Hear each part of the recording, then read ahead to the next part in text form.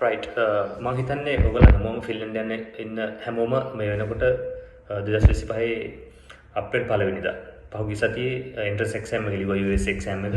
ඉතින් හැමෝම දැන් ඒකේ ඔෆර්ස් බලාපොරොත්තු වෙනවා රිසල්ට්ස් බලාපොරොත්තු වෙන ඉන්නවා. ගොඩක් දුරට අපි බලාපොරොත්තු වෙනවා අප්‍රේල් මාසේ 15 වෙනිදාන් පස්සේ ඊට අදාළ ඔෆර්ස් ටික එනවා.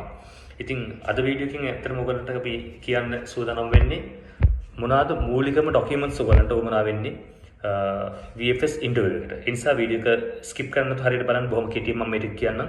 ඕගොල්ලන්ට අත්තර මුලින්ම උවමනා වෙන ડોකියුමන්ට්ස් ටික තමයි VFS යද්දී ඕගොල්ලන්ගේ ડોකියුමන්ට්ස් ටික ට්‍රාන්ස්ලේට් කරගන්න ඕන. විශේෂයෙන්ම මැරිඩ් කෙනෙක් නම් මැරිජ් සර්ටිෆිකේට් එක හොඳට මතක තියාගන්න. සෑම ડોකියුමන්ට් එකකම ડોකියුමන්ට්ස් 6ක් එන්න ඕන. බබාලගේ බර්ත් සර්ටිෆිකේට් වෙන්න පුළුවන්. එහෙම නැත්නම් මැරිජ් සර්ටිෆිකේට් වෙන්න පුළුවන්. අපි මැරිජ් සර්ටිෆිකේට් එක ගැන කතා කරද්දී මැරිජ් සර්ටිෆිකේට් එකේ බුක් කොපි එක රෙජිස්ටර් කරන දවසේ හම්බෙන නොමිලේ නිකුත් කරන ලද කියලා තියෙන බුක් කොපි එක තමයි ගන්න ඕන. ඒ බුක් කොපි එක ඉංග්‍රීසි වලට ට්‍රාන්ස්ලේට් කරගන්න. ඒක අංක 1. අංක 2 වෙන්නේ ඒජ් ඔෆිස් එකකින් ගන්න කොපි එකක්. හොඳින් මතක තියාගන්න ඒජ් ඔෆිස් එකකින් ගන්න කොපි එක මාස 6ක් ඇතුළත එකක් වෙන්න ඕනේ. ඒ අංක 2 අංක 3 වෙන්නේ අර බුක් කොපි එකේ ඉංග්‍රීසි ට්‍රාන්ස්ලේෂන් එක. අපි මුලින්ම කියවපු අර බුක් කොපි එකේ ඉංග්‍රීසි ට්‍රාන්ස්ලේෂන් එක. ඒතර අංක 1 ඔරිජිනල් බුක් කොපි එක, අංක 2 ඒකේ ඉංග්‍රීසි ට්‍රාන්ස්ලේෂන් එක, අංක 3 ඒජ් ඔෆිස් කොපි එක.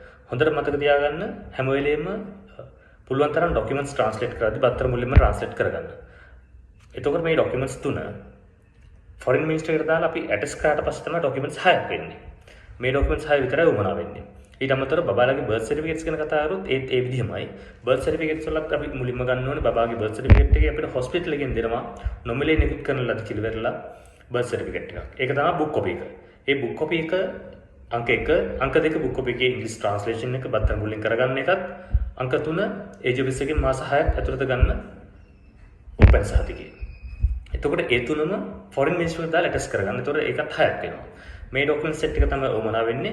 ඉන් කේස් සමහර විට ඕගොල්ලන්ට ඕන වෙයි ඕගොල්ලන්ගේ බර්ත් සර්ටිෆිකේට් එක හරි හස්බන්ඩ්ගේ එහෙම නැත්නම් වයිෆ්ගේ බර්ත් සර්ටිෆිකේට්ස් ඕමනා වෙයි.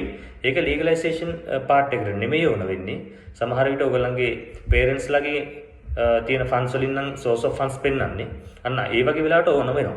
හැබැයි ඒත් ඔයගොල්ලන්ගේ බුක් කොපි එක ඕන වෙන්නේ නැහැ. HFS කොපි එකේ ඉංග්‍රීසි ට්‍රාන්ස්ලේෂන් එක ප්‍රමාණවත්.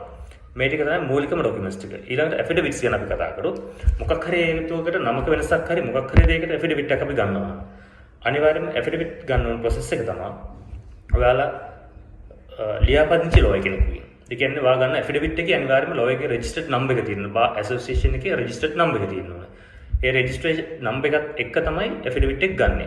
ඇෆිඩවිට් එක අරගෙන ඒක අරන් යන්න ඕනලා සුප්‍රීම කෝර්ට් එකට. සුප්‍රීම කෝර්ට් එකට අරන් ගිහලා එතන සර්ටිෆයි කරගෙන ඒ ඇෆිඩවිට් එක නැවත ෆොරින් මිනිස්ටර් එකට ඇටස්ට් කරගන්න ඕනේ.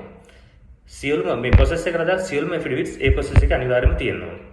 ඊළඟට තව ගොඩක් අයට අමතක වෙන දෙයක් තමයි પાස්පෝර්ට් එක. પાස්පෝර්ට් එකේ තියෙනවා ෆින්ලන්ඩ් වලට විශේෂම මතක තියාගන්න කොයිම වෙලාවකවත් ඔල්ටරේෂන් පේජ් එකේ කිසිම චේන්ජ් එකක් කරලා දෙන්න බෑ. එහෙම අපි හිතමුකෝ නමක මොකක් හරි අකුරක හරි වෙනසක් වෙලා ඒක ඔල්ටරේෂන් පේජ් එක හදලා තියෙනවා නම් ඔයා අනිවාර්යයෙන්ම ඒ પાස්පෝර්ට් එක අයින් කරලා අලුත් પાස්පෝර්ට් එකක් ගන්නම ඕනේ. මේ ටික තමයි දවසේ ඔයගොල්ලන්ට බොහොම කෙටියෙන් මේ වීඩියෝ එකකින් කියන්නේ. ඊළඟ වීඩියෝ එක අපි හම්බෙමු VFS අපේමස් දාගන්න විදිහ සහ VFS එකේදී ඔයගොල්ලන්ට මුහුණ දෙන්න වෙන ගැටලු මොනවද කියන එක.